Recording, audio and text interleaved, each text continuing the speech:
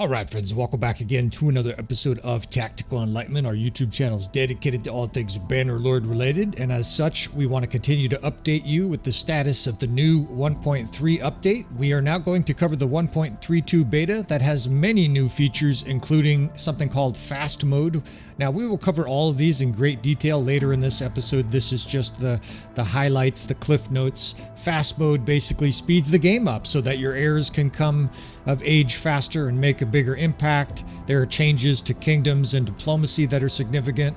Now, much of the game is still a work in progress. Tailworlds acknowledges that they are tinkering with little things, and so we want to continue to help them beta test. After all, that's what a beta test is. There's stealth changes, which we're not going to cover too much. There are a bunch of new random events added. There's a bunch of AI improvements for armies, but what we're concerned about in today's episode are the combat changes. There are new weapons. There are new changes to troops. Troops you've seen before that were on foot are now mounted. Some units have better weapons, and we will cover all of that in greater detail, as that is our forte on our channel. We cover tactics and combat, and so that's precisely what we're going to do. This is a big one. We will cover this in a separate episode, the improved lancing of cavalry. All right, let's get started. All right, the first thing they've done is something that I think most players are going to be thrilled with. It's the option to activate something called Fast Mode. You have to actually do this from the startup menu before you start your game, and once you use it, you cannot go back, right, in that save game. Now, I want you to watch the date on the bottom. It just switched from Autumn 6 to Winter 1. What this mod effectively does is change the number of days in each month from 21 down to 6. Speeding along the seasons and also obviously the years 3.5 times the normal speed. Now, pregnancies have been reduced. I think I've read 20 days. It's basically half a year concurrently, so that you know that still makes sense. And the seasons still march along. But what this is going to be really valuable for are those people who want to role play a long campaign, or maybe their original character turns into a father or a grandfather even of children that are also marching in the army. All of the other game mechanics besides the season lengths and pregnancies work the same. So you know you're going to be moving along in a campaign, but the days are just going to blow by. Now again, just that warning, make sure you have a backup save game, because once you activate this for a save game, you can never go back. All right, now they've also added new events, and you get the feeling that Tailworlds is going to continually add new events. These are pretty easy to build out, I think, for them. And of course, it's going to allow us to customize their character and have an impact on the game. We're still hoping for more significant events where it really impacts your campaign, but we shall have to wait and see. Now, the diplomacy system has been refined a little bit. I've still noticed some strange bugs, but the call to war system is a little bit more reasonable. The system has some safety checks in it to make sure that you don't go broke with the gigantic call of war payment. The system's a little bit more logical, and on the diplomacy screen we now get little things like this dove and the shaking of hands to indicate an alliance. I would still like to see a lot more fleshed out with the diplomacy system, and I have little doubt that Tailworlds is working on it. So continue to leave your feedback both on this episode and in the Steam forums, right? Tailworlds is clearly listening to the viewer, its gamers, and a lot of this is going to transition over to the DLC, so they want to make sure they get it right. All right, now I have a save game from a campaign where we're going to explore some of these new weapons. There are 3 two-handed hammers that are new and a long falx. There is some other armor and some other equipment that's not really available. It's only accessible if you use the console menu, but we're going to actually do some battlefield testing of some of these new weapons. Now, the balanced long falx, it's normally just a long falx, is a nasty weapon. It's far superior to that legendary weapon, and it's a lot more damage than the regular falx. It's obviously a longer version, so it swings slower, but the damage is incredible. I mean, that is a legendary fine steel Parmenian, and it's not even close to the long falx. Now they added a couple hammers, and we'll do a little comparison here, basically some of these different weapons. This is one of the hammers. Of course, we were lucky enough to get a legendary version, and if you look at the stats, it's a little bit buzzkill-ish. If you look at the stats basically of a tier 6 axe, It's almost the same speed. You know, it's basically superior in every way. It does a little bit more damage, has more reach. There's not really a huge reason to use these maces at the time. Now this mace has a lot more reach. We'll definitely experiment with that a little bit from a horse here. We'll try to keep this succinct for you fellas, but I guess it compares favorably to a short bill. That said, at this stage, neither of these maces really blow my socks off. Now we'll test these maces here with Rage, a character from our current campaign that we're rolling along with. He's got some good two-handed skill, and just to make sure we don't get mauled in combat here, we'll use 75% reduction in damage, just to strictly test these weapons out. Now these weapons also have been transferred to new units within the game, or more accurately, refreshed units within the game. Check out the speed of this. The Falx, of course, is very fast. The Long Falx is probably going to be a lot more usable from a horse. And that was what I was just saying. These units are now wielded by the veteran Falxman, right? We will cover some of the unit changes. There are extensive unit changes with this patch. There's a whole bunch of maces, two-handed maces, that have been added to a lot of these units. So this is a really good way to understand what our troops are using, is to actually swing them in battle with the character. And we will also do combat tactics and troop analysis in this episode later on. Let's do some combat first with these weapons. So like a lot of players, I was sad that some of the higher level hammers and hammer parts disappeared from either the smithing menu or just the random game itself. So this longer hammer at first was seen as a blessing. Ultimately though, I think you're still better off with the polearm or a long axe than a big clumsy hammer, especially since they don't have the knockdown ability despite the fact that they're very high level. Maybe that's something that Tale Worlds will adjust down the road. Now the Long Falx itself was quite deadly. Once we put this thing to use, especially on the ground, you're doing massive damage, essentially one-shotting everything you hit once you have decent two-handed skill. Now, it's a little bit slower than the regular Falx, but that translates into only really fast instead of incredibly fast. This weapon certainly compares to almost anything you can make as a smithy, and I think it's most certainly going to be one of the most coveted weapons in the game. You could probably make something better if you have very high level smithing skill, but as a drop especially, this sword is a wrecking ball, just carving through crossbowmen, tearing up horsemen, and it has enough reach. It has that nice sweet spot of reach and speed that it's very effective. Now the real reason to use a hammer is the knockdown effect. They don't do as much damage as axes generally speaking. This is the Northern Reinforced Mace. It's slower than the Southern Reinforced Mace. It doesn't have the reach, so you got to be a lot closer. You can still kill horsemen and stuff like that, but ultimately I don't find this mace very effective. I don't think I would use this at all, to be perfectly honest. If I had to choose a mace, it would still be the sledgehammer because of this knockdown ability. Not only is it a whole hell of a lot of fun to knock dudes around on the battlefield, it can hit multiple units at the same time, and that knockdown effect has a real practical value. Guys get decked to the ground, and then somebody else kills them while they're down. I think that's much more effective, and honestly, this is something I think Tale Worlds should adjust. I think all of the maces should have this knockdown effect. I don't know why a tier 1 hammer would have this effect, but the tier 5 hammer would not. Alright, so just to recap, we didn't even show you the Northern two-handed mace. That's a low-level one. The Northern Reinforced two-handed mace is faster and shorter. The Southern Reinforced two-handed mace is much longer. It's much more of a horseman's mace. And then again, my preference of all the different hammers I showed you here today was the sledgehammer. Again, notice that guy in the middle of the picture there falling down. That is the knockdown effect. And for whatever reason, the much higher tier two-handed mace doesn't have that effect despite the damage and the reach. Now, part of the reason that we continue to point out little things that we would love to see adjusted with Bannerlord, either that you players put in the comments or that I've noticed through a lot of gameplay, is because Tale Worlds is listening. In fact, I'm part of an exclusive Discord of content creators, and they literally converse with us and talk to us about things we'd like to change. Well, this one seemed to be directly aimed at our channel. Of course, it's no secret over the last 6 to 12 months, we've made fun of cavalry charges, particularly spear cavalry charges in Bannerlord. Well, no longer. Tale Worlds has their revenge. A heavy cavalry charge in Bannerlord, especially for lightly armored or archers, is now a terrifying thing to behold. Not only do they aim their spears better, but they come crashing through the lines in a much more organized manner. Troops go flying everywhere. Even if you hold up your shield, sometimes you get decked, and it's a lot more deadly overall. Now we're going to cover this a lot more extensively in an episode completely covering heavy cavalry tactics, how to deal with it, testing, and so on. But I wanted to mention it here because it's a profound change. It's now going to require us a lot of forethought, a lot of strategic planning, and a lot more tactics to deal with the menace of heavy cavalry.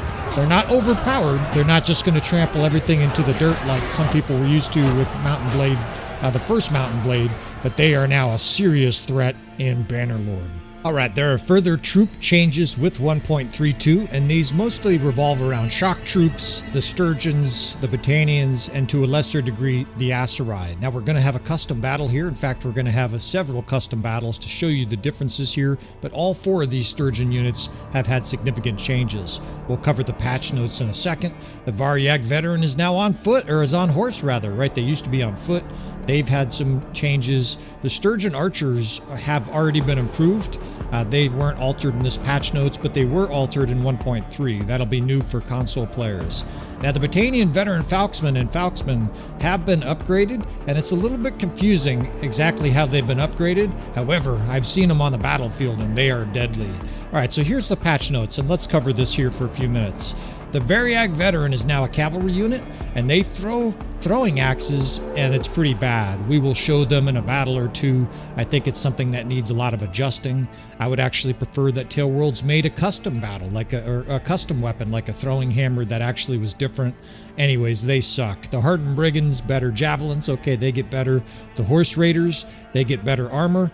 The Linebreakers and the Heroic Linebreakers both get maces, but the lower level Linebreaker, you notice, gets that weak northern two-handed mace. The Heroic Linebreakers, though, with the faster to reinforced two-handed mace, is pretty deadly. The Spearmen, the Tier 4 Sturgian Spearmen, now get javelins. However, and we'll show you in a second, they have terrible throwing skill, so they really don't know what to do with it. They're like a virgin with a 10-inch schlong, no idea what to do with it.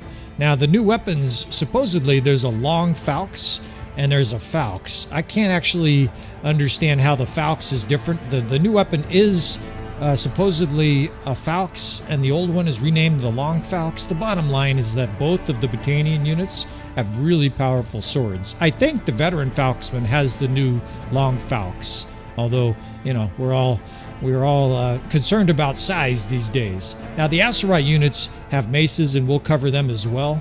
And the Sturgian heavy axemen have more axes. I just want to add that point as well. All right, so let's do a little custom battle here. And again, just to reiterate, the Sturgian Spearmen, this is something, again, if Tailworlds is listening, all they got to do to make these guys worthwhile units is bump their throwing up to 90, maybe 100. Right now, their throwing skill is so bad that those really nice javelins are as useless as a boner with the virgin and no girlfriend. They're just of no value. Compare them to the Lake Rat Wrecker, for example. 110 throwing. It's basically, if you look at the Lake Rat Wrecker compared to a Sturgian Spearman, it's night and day. And I'll take 3 Lake Rat Wreckers before I'll take 5 Sturgian Spearmen.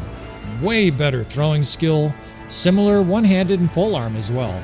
Now, the Sturgian Heroic Linebreaker is a very strong unit.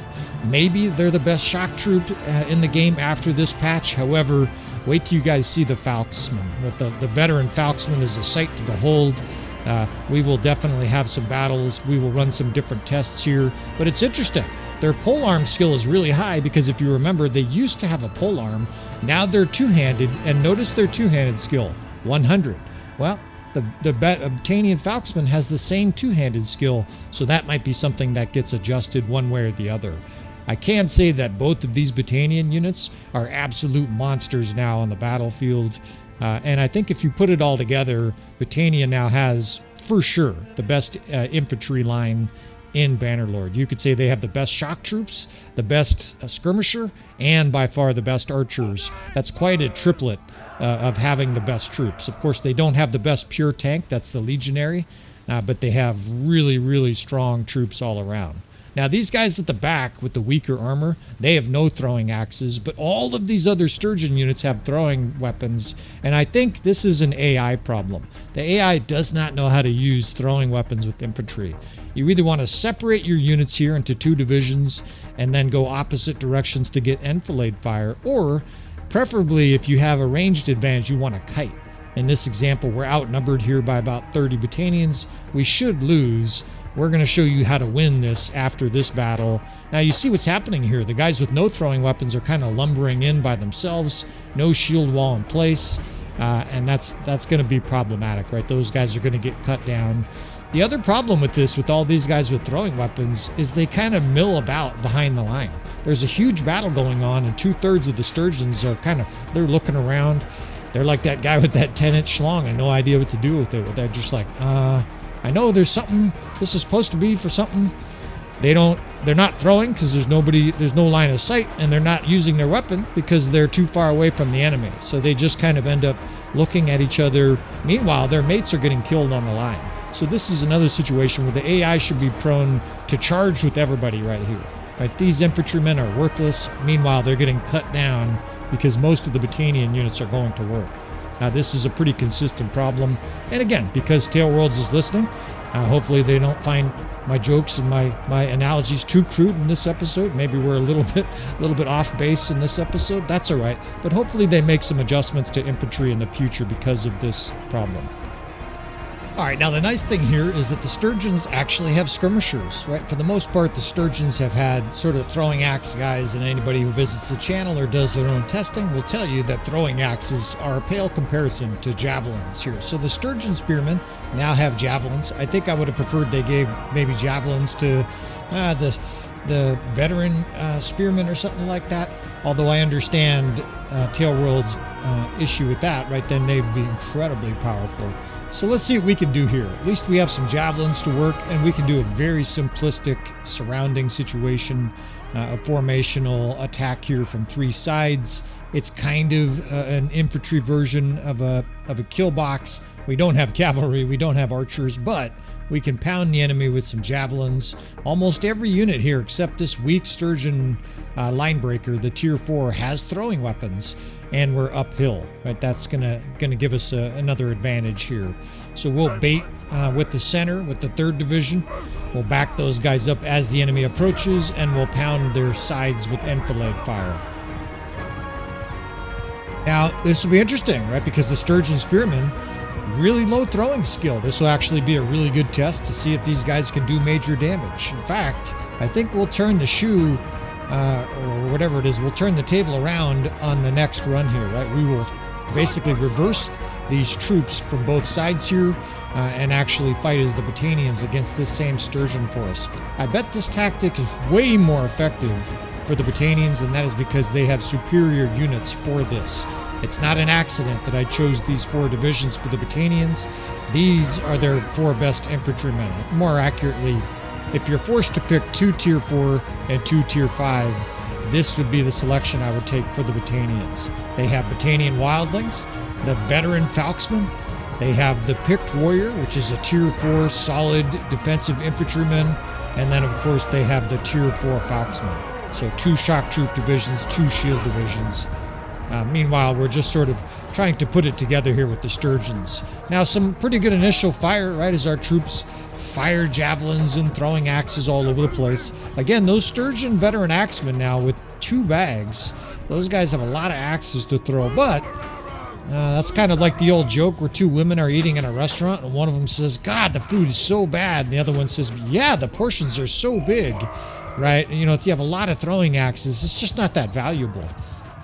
All right, so we're going to collapse this, charge on all the different sides, and I don't really like what I'm seeing so far.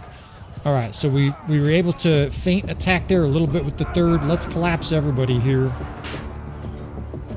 And now we've got to deal with this menace falksman, right? The Battanians in this battle, of course, they have both type of their falksmen. The veteran falksman with evidently the long falks and the regular falksman. And man, that is some rough death spam. I don't even know if we're going to win this battle. This is a battle, well, it'll be interesting to try, right? With the power of the falksman. In fact, maybe it'll back up my claim that the Battanians have the best infantry.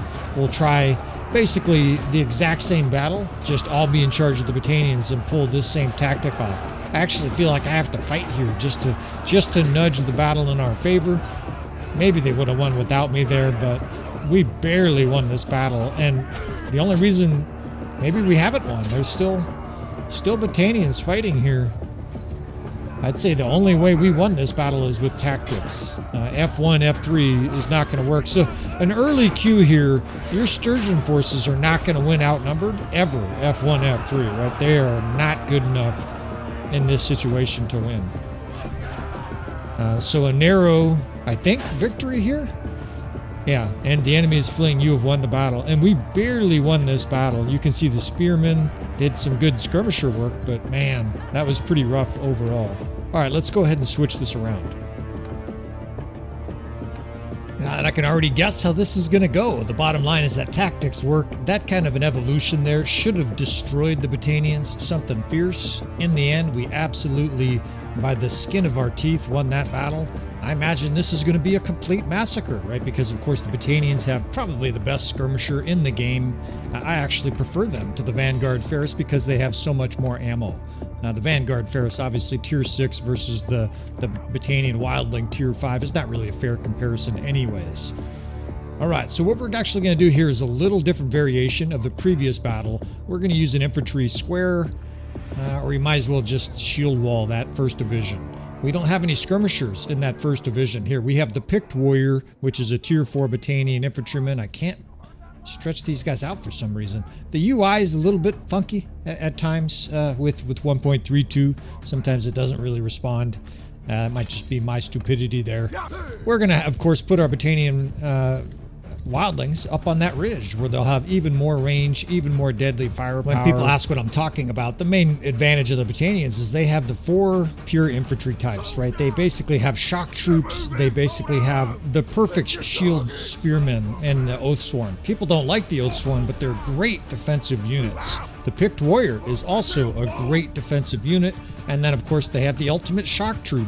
Evidently now, the Falksmen, they might have the best shock troop in the game. This will be really interesting. We'll see what kind of work each of the units do here. Of course, the Battanian Fiend, or the Battanian, I almost said Fiends, the Battanian Wildlings here are going to lay waste to the enemy.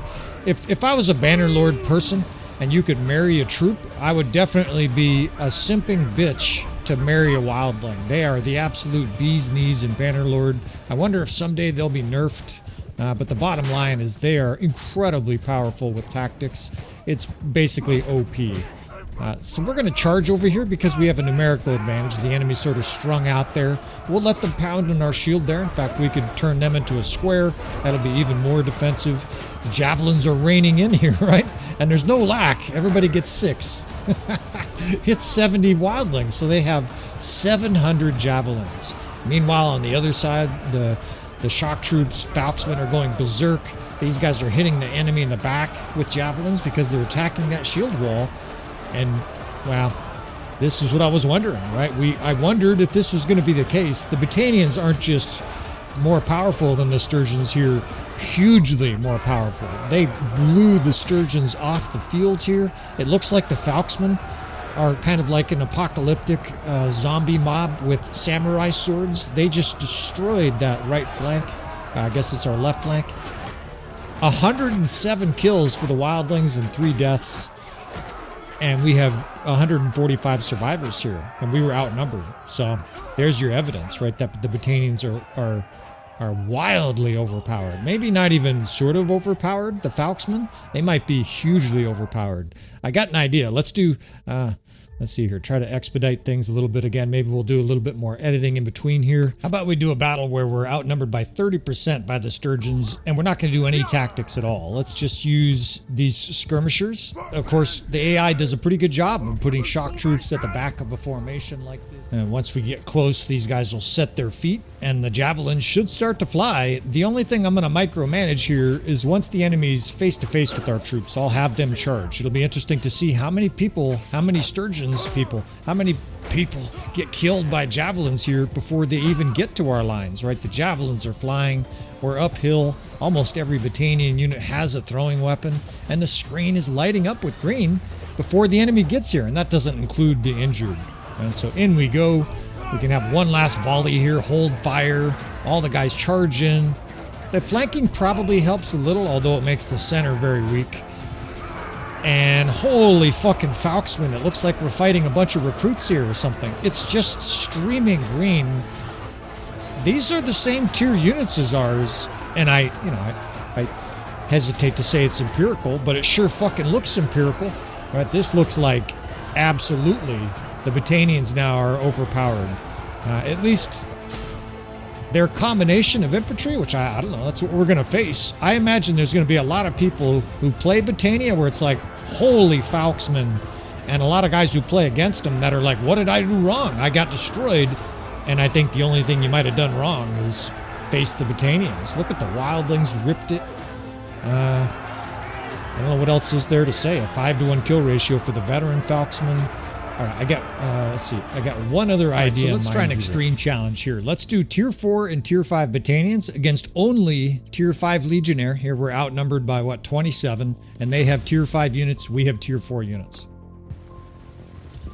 Now we don't probably need to do a lot of tactics. What's nice is, again, the shields are up front, the Falksmen are behind, the wildlings are kind of intermixed, and the middle ranged units there, right? The guys in the center, those are veteran Falksmen. They have lots of throwing axes. So the amount of throwing weapons that the enemy's facing is intimidating. Then you got to face the Falksmen. You don't want to fight the Battanian infantry at range, and you certainly aren't going to like to fight them up close because of the Falksmen. Although it'll be interesting. My assumption and sort of theory on combat and Bannerlord has always been that speed kills, and I mean weapon speed. If you have fast weapons in Bannerlord, it seems to defeat slow weapons. In fact, we'll probably do a test of the slower swinging Aserai infantry versus the Sturgian shock troops. In we go again. We did great damage before. There were 37 kills before we even closed. Their pylons were of negligible value for the Imperials. And it's close, but the Falksmen are starting to blow it open. It feels like I'm watching Usain Bolt here run. Like early on, the race is kind of close, and then all of a sudden he starts taking those 6'5" long strides, and everybody just looks like they're in molasses. This battle is over. The Falksmen have crushed Tier 5 Legionary and Manavliatons. I mean, I don't know what to say. They're actually, they made the narration for me, right? That guy yelled, "They're too strong." That might be, you know, a narrative hint for Tail Worlds. I don't want to say that they should nerf them, but if they don't, there's your best infantry in the game, right? The Battanian Falksmen, the Battanian Wildling, there you go. All right, so I want to test shock troops, right? These are both of the units that were edited in 1.32, and I think the Battanians are so much better than the Sturgian shock troops that we're going to go ahead and be outnumbered here by 35%, and I think we can still put up a good fight. So Tier 4, Tier 5 for both sides. I'm concerned that the Sturgians can't even win this battle. If they can't win this battle, this will be pretty damn definitive. So again, a little bit of doing a little exchange of throwing weapons here. And it's like the Sturgian forces don't even want to throw throwing weapons. That's not helping their side here at all. They still outnumber us here by 100 though, so you would think they have a chance. And look at that screen just light up with green. And I said this before, speed is key. The veteran Falksmen swing their swords, and the Falksmen swing their swords so fast that the Sturgian heavy axemen here, heavy hammermen here, have absolutely no chance. This is outnumbered by 30%, and the Sturgians got absolutely obliterated. You can hear them routing to every corner of the map as our ferocious Battanian force here just devours everything. We still had 124 troops left. All right, so I ran about a dozen more tests here, almost all of them the same circumstances. Slightly outnumbered against a force, Tier 4, Tier 5 infantry for the other side. Some of these, I let the sergeants take control. Others I tried to micro and gain advantages from our skirmishing side of things. No matter what, the results seemed to sort of go the same way. We did okay at the beginning. Ultimately, things started to break down towards the middle, and then a blowout and a rout usually finished the battle. It didn't seem to matter who we fought.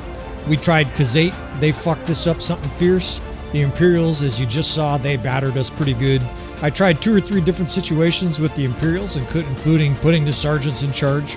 We saw this really strange behavior here, where our forces wouldn't even fight. They just stood there while our shields were being pounded on, and then they sprang into action, only again to get blown out the side door.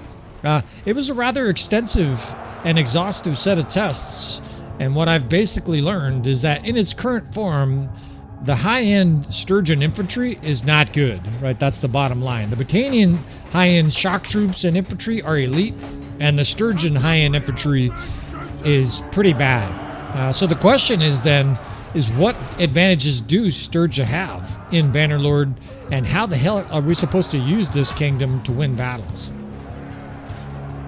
All right, so the next step, anytime you have this kind of a failure, this kind of a concern, is to try to isolate the problem, and ultimately we have done so. It's not the Sturgian heroic line breakers that are the problem. I'll get to the real problem in a second.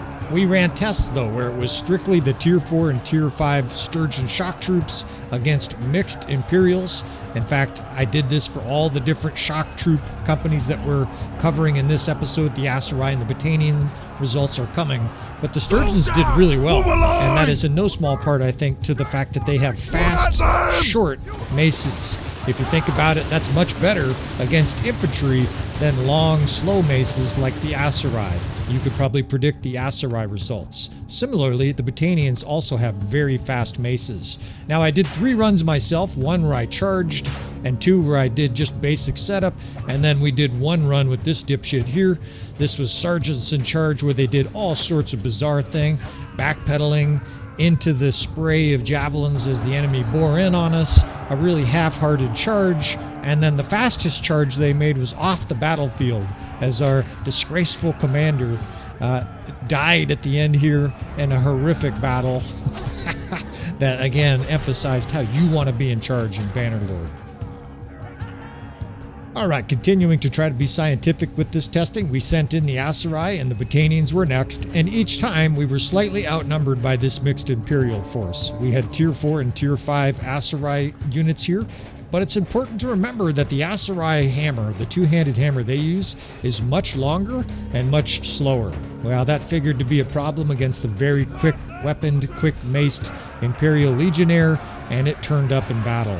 Initially, there was a nice flush, maybe as they got their first stroke in, and then every single battle against the Imperials, the Palace Guards got worked.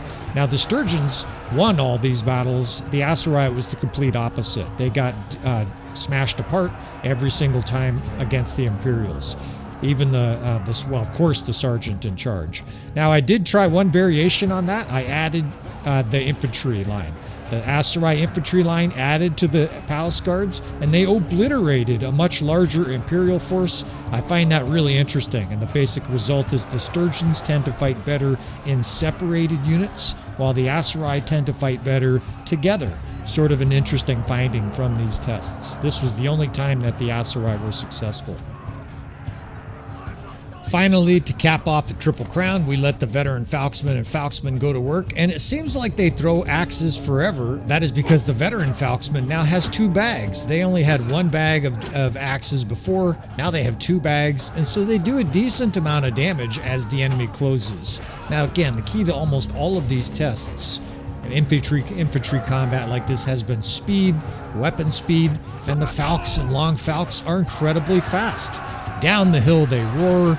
Every single time there's this gigantic flush of green, and it's basically a blowout every single battle I tried, even when the dipshit AI was in charge. Almost every time we had more than half of our troops left, and with that kind of results, like the enemy's literally blown across the field, I think we can conclude that the Falxmen are probably overpowered and in need of a little fine-tuning.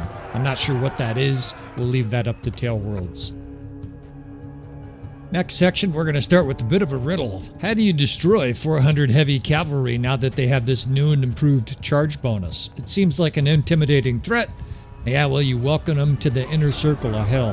This is a ring of cavalry around a whole bunch of shock troops, and this is something we developed a couple years ago. It still works for situations like this. In fact, it was specifically made, I had in mind, for destroying cavalry, and boy, does it work. Here we have 2 divisions of Falxmen. 1 division charges initially to bottle the cavalry up. As soon as they start getting to the second layer, you send in the rest of the rowdy boys, and it's just an absolute massacre. All these stood up horses getting penned up against other horses, getting penned up against riders that are in their way, and the result is predictable. A whole bunch of dead horsemen. Now, this is also another area that I had pondered might be more valuable to have those longer maces of the Southern Empire, right, of those Aserai units. So we'll definitely test that. But in this case, the Falksmen only lost half of their troops and destroyed 470 Imperials, including a ton of elite cataphract, just sent them packing. I mean, 5-to-1 kill ratio for the veteran Falksmen. Now, of course, we had to give the Asteroid boys their chance here with their Aserai Vanguard Ferris, or rather their veteran Ferris. We have tier 5 and tier 4 units just like the enemy. Exact same situation, only like I said, I anticipated better results and they didn't disappoint. First, the Javelins really did major damage to the enemy, and then you send in these Palace Guards and Mamluk tier 4 Axemen, and look how clogged it was. This time I did just a singular division because the circle was a little tighter. Well, the results were incredible, right? These long hammers, nothing could enter the circle because there was so many Palace Guards swarming every single little crack. The back layer cavalry did an admirable job of slowing down the enemy as they came in, and then the two-handed hammer boys did the rest. The longer hammers definitely make for better horse killing, and I anticipate these troops will do better for tactics like shield and shock. So there is a reason, or at least a benefit, to the Vanguard, or rather to the Palace Guards compared to the Falksmen, but I would still prefer a Falksman for most situations. Still, the results here were even better for the Palace Guards. 205 survivors out of 299, and we killed almost 500 units in this example here. Pretty damn savage indeed, and I'm very glad to continue to transmute this savage tactic. Welcome to the inner circle of hell. There's full episodes on the channel if you want to learn more.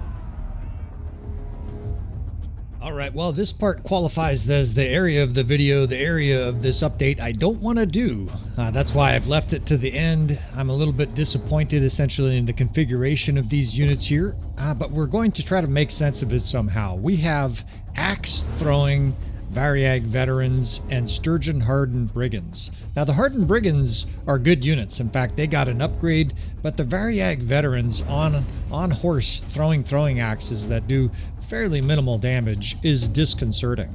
I don't know the solution to it. Maybe giving the Variag veterans an axe or something like that. A swingable axe would be my preference. But here we go. Let's see what the sergeants do first. These guys they're galloping off. Our plan is to crush them with cavalry and sweep up the rest. We're fighting against a mixed army here, but it's the kind of army that this type of force should be able to destroy, right? We're highly mobile. We've got projectiles. We've got upgraded projectiles. The Sturgian Hardened Brigand, this tier 4, is quite a threatening cavalry now, right? It's especially deadly to infantry and archers because they're static. They're going to catch a lot of javelins in the face as these units peel by. Now I'm just going to dump my shield, sword, spear, etc. here because I want to watch, right? We're just going to suicide on one of these units. We don't have the RTS mod consistently working yet with 1.32, so we're just going to take advantage of this little option. Now here they come. All right. I'm liking what I'm seeing here, right? Dozens of javelins are skewering the enemy over the ridge there, but where's these? You know, there's axe throwers in here. There's one of them. And he threw his axe and kind of tried to spear. That wasn't terrible. Admittedly, I guess we can't pass judgment on them quite yet, right? We still have to see what they're capable of, but there's no question. I would prefer javelins. I would just take all Sturgeon tier 4 here, right? I wouldn't even bother with the Variag veteran. Of course, you can't just skip over the troop line, so on some level, we're going to have to learn how to use these boys. Now, this is not going to work, right? A frontal charge against their infantry line, definitely not going to work. There's a huge scrum in the valley. The infantry's trying to protect their crossbow. We'll just speed this along here because it doesn't rate to be particularly tactically interesting. They're actually doing better than I expected. We'll have to look at the final tally here. I guess the Variag veterans isn't so bad. I presume a lot of that is actually once they're done expelling their throwing axes. We can't tell how many were with throwing axes and how many were with spears. But still ultimately a defeat. The AI is not quite able to solve this puzzle. We're slightly outnumbered in this scenario. I think it's 320 or something like that to 290. But I think with good tactics, we can overcome this. All right, well, what on earth are we going to do here? Let's see. I'm sort of racking my brain what to do. We've got lots of cavalry. We've got tough cavalry too, right? With the Drudzinic, we have the tier 5 Drudzinic and 2 tier 4s. I think technically we're outnumbered and outpowered because the enemy has more tier 5s, but let's not complain. Let's try to figure out a way to win this battle. We've got enough probably for 2 swivels. I think we'll do a defensive line with a couple different swivel javelin divisions. I'm going to have at least 1 division attacking their cavalry and or horse archers. So what I'm going to do here is the 6th and 7th. Let's do the 2nd and 3rd.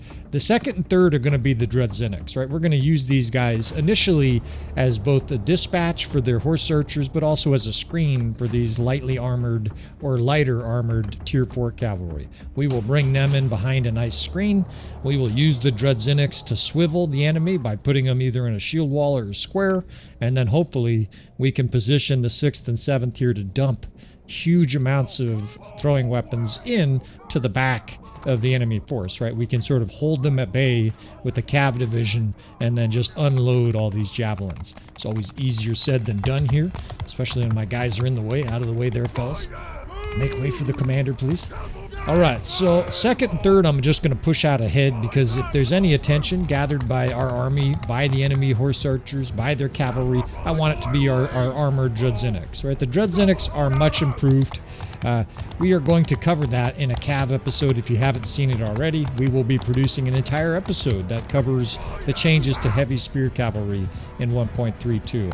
Haven't talked about it much. We probably have a small section, but it's profound. Now, they're not just bosses of the battlefield, but they're much more usable than they were before 1.32. All right, so 2nd Division is over there. I better hold up my shield here before I get shot off my horse. 3rd Division in a double thick line, basically to garner a lot of those crossbow bolts. I'd rather they shot the Drudzinics than our lightly armored horse. Let's draw these guys this way. Little closer, sweetie. That way our horses here can slip in behind. Beautiful. Let's get the 6th and 7th pushed through there quickly. That 3rd Division, I'm just going to keep in a shield wall right in the enemy's face, and that's going to protect a lot of these horse archers as we circle. I treat them like horse archers, right? They technically have a shield, but they're a lot more vulnerable than a Drudzinic. Now, it's swiveling the enemy beautifully. That's going to leave them highly exposed on this back angle here. 6th Division gets told to come in here, and then the 7th Division we're going to bring even further around. We're effectively surrounding the enemy. They're static, or at least they can't move very fast. We are mobile. Let's swivel them a little bit more here with this square. Just kind of menace the enemy with a bunch of Drudzinics. We're not attacking here. That's a critical point. We are throwing weapons. Here comes a huge volley, and let's shove the 3rd Division back where it was. At some point or other, we'll probably dismount them. Now look at the javelins flying. It's the brigands that are killing, right? Those hardened brigands. Look at that shit. They are just dumping in. The AI is packed in there. They don't know what to do. And there's not much for them to do. They're facing shields and javelins flying through the air, and we've surrounded them here. Now we can start to slowly get these other units reassembled and prepare for some charges, but we don't really want to charge the massive troops, right? We want to sort of circle and cycle, screw their units into the ground here. Just hold your shields up, right? We're just going to keep those guys there and then slowly swirl their force into oblivion. Where's that 2nd Division? They're all over the place here. Get over here. All right, 3rd Division there is in a beautiful square. What a good job those guys did, right? There's hardly any of them dead. So it shows you that heavy cavalry has great survivability, even, against crossbow. They were point blank getting shot. I wonder how many they lost. Not very many. And now you just menace the enemy, right? At this stage, we can dismount the Drudzinics and have them charge. These other divisions, you can just have them charge as well. But the enemy's in a really bad spot. They're surrounded. Now they have foot troops, elite foot troops moving in on them. And the rest of these cavalry divisions, we can just swirl these guys. Any escapees, right? These guys trying to get space to shoot? I don't think so. You guys are going to get ran down. Well, they're not trying to regroup or reform to shoot. They're routing. These forces have had enough.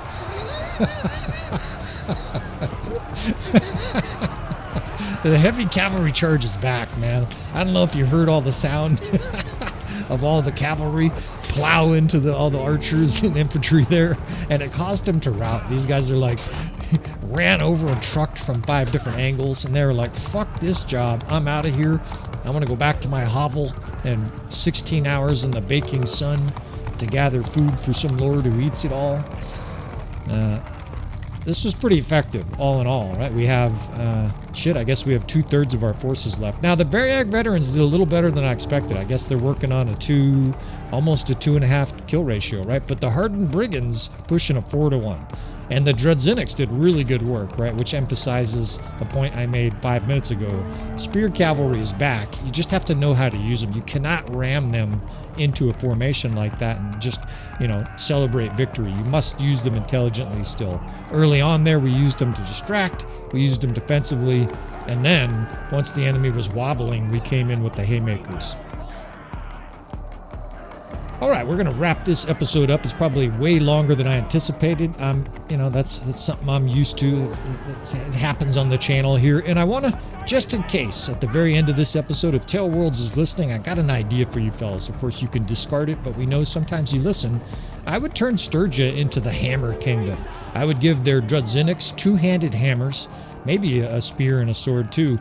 But I would give a lot of their units hammers. Give the Variag veterans throwing hammers that knock the enemy off their horses.